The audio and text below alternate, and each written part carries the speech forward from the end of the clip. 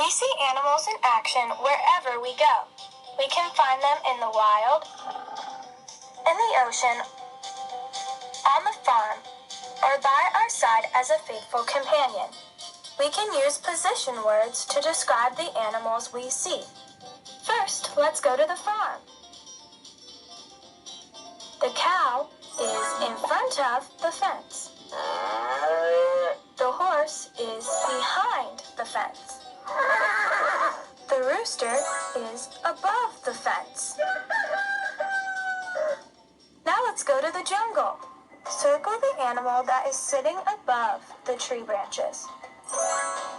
Draw an X on the animal that is hanging below the tree branches.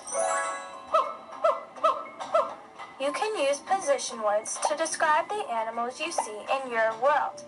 Now it's your turn to describe animals in action.